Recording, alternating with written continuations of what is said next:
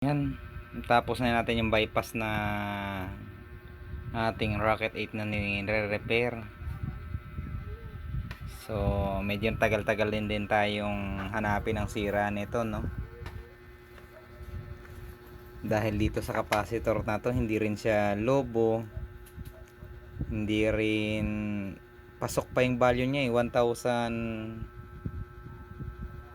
ano, 1000 microfarad, blurg, 1000 microfarad, 10 volts, nasa 800 microfarad pa siya pag tinester mo gamit ang digital tester.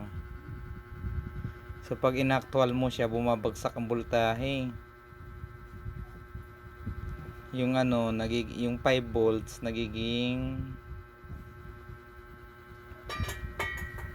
3.9 volts lang.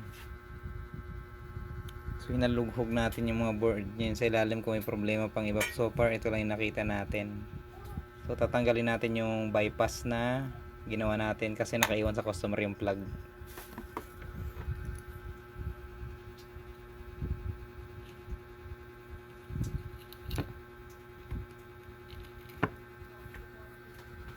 So okay, no, may share lang din ako sa inyo kapag nagdi-discharge ng capacitor.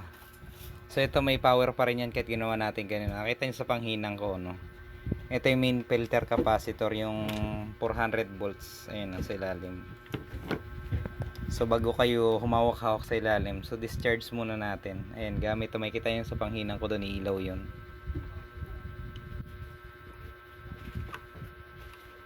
Ayan, umilaw siya. Yun, oh. Kasi may naiipon siyang voltahe, hindi siya nagdi-discharge.